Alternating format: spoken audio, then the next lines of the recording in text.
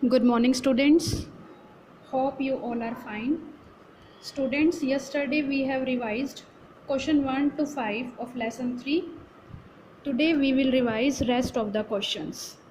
Question number 6.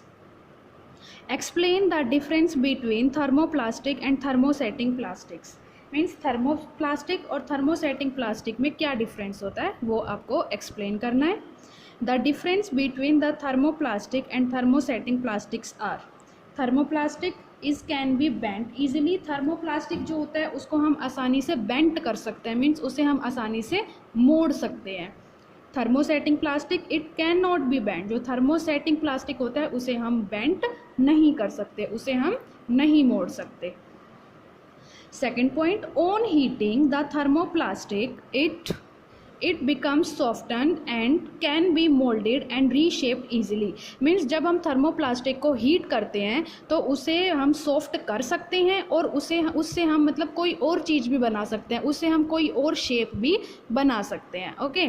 On heating thermosetting plastics it can not B soften. Thermosetting plastic को जब हम heat करते हैं तो हम उसे मतलब ठंडा नहीं कर सकते, उसे हम मुलायम नहीं कर सकते. So it can not be reshaped one it's moulded. तो इसकी हम शेप चेंज नहीं कर सकते. Okay. Question number 7. Explain why the following are made of thermosetting plastic. हमें बताना है कि जो नीचे जो दिया गया है वो थर्मोसेटिंग प्लास्टिक के क्यों बनाए जाते हैं. First is saucepan handles. Thermosetting plastics are used to make saucepan handles because they are bad conductors of heat and also on heating these plastic do not get softened. saucepan handle जो होते हैं वो thermosetting plastic के बनाए जाते हैं क्योंकि ये heat के bad conductor होते हैं, मीन्स ये easily heat मतलब कैच नहीं करते. ओके. और हीट का अगर ये हीट किया भी जाए तो ये जल्दी this plastic do not get soften. तो ये आसानी से मतलब जलते नहीं है, आसानी से ये सॉफ्ट नहीं हो सकते. Okay. So thermosetting plastics are use to make saucepan handles because they are bad conductors of heat and also on heating this plastic do not get soften.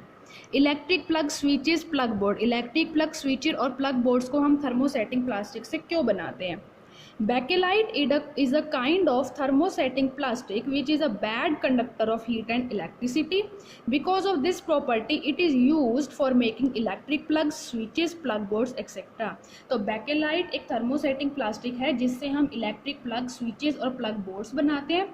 तो ये बैड कंडक्टर होता है हीट और electricity का, means ये easily heat और electricity catch नहीं कर सकता. तो इस वजह से जो थर्मोसेटिंग प्लास्टिक्स के इलेक्ट्रिक प्लग, स्विचेस और प्लग बोर्ड्स बनाए जाते हैं. Okay. Now question number 8. Categorise the material of the following product into can be recycled and can not be recycled. Means हमें बताना है कि नीचे जो चीज़ें दिए गए हैं, जो मटेरियल दिए गए हैं, इन्हें हम रिसाइकल कर सकते हैं, मीन्स इनसे हम कुछ और चीज़ें बना सकते हैं और किससे हम नहीं बना सकते. Telephone instrument, plastic toys, cooker handles, carry bags, ball point pens, plastic bowls, plastic covering on electric wires, plastic chairs, electrical switches.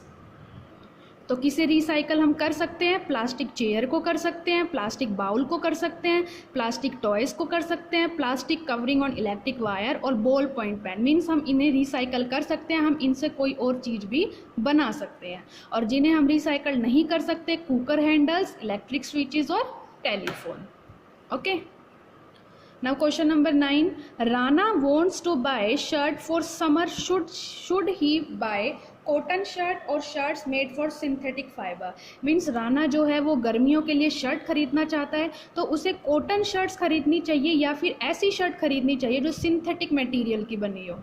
तो Rana should buy a cotton shirt for the summer. तो राना को समर के लिए cotton shirt खरीदनी चाहिए, not a synthetic shirt. एक synthetic shirt नहीं खरीदनी चाहिए because cotton is a good absorber of water, so it can soak the sweat coming out of the body and expose it to the environment. क्योंकि जो cotton है वो पानी को अच्छे से सोख लेता है, तो जो शरीर से जो पसीना आता है तो कॉटन उसे ईजिली एब्जॉर्ब कर लेता है और उसके बाद वो एनवायरनमेंट में एक्सपोज हो जाता है, मीन्स उड़ जाता है. Thus it helps in evaporating the sweat and helps in cooling our body. तो इससे क्या होता है, जो स्वेट होता है वो इवेपोरेट हो जाता है और हमारी बॉडी क्या हो जाती है, कूल हो जाती है, ठंडी हो जाती है. Okay, so Rana should buy a cotton shirt for the summer and not a synthetic shirt. Cotton is a good absorber of water, so it can soak the sweat coming out of the body and expose it to the environment. Thus, it helps in evaporating the sweat and helps in cooling our body. Question number 10, give examples to show that plastics are non corrosive in nature. कुछ ऐसे example बताओ जिससे ये पता चल सके कि जो प्लास्टिक है वो नॉन करोसिव होता है नेचर में। Plastics are non corrosive in nature. Non corrosive का मतलब होता है कि मतलब वो किसी भी मतलब केमिकल के कांटेक्ट में ना आए, उससे हमें कोई हार्म ना होता हो, या ये बताना है।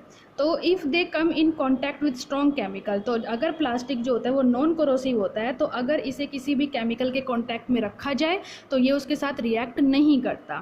For example, the cleaning chemicals that we use at home are stored in plastic बोतल इंस्टेड ऑफ मेटल कंटेनर।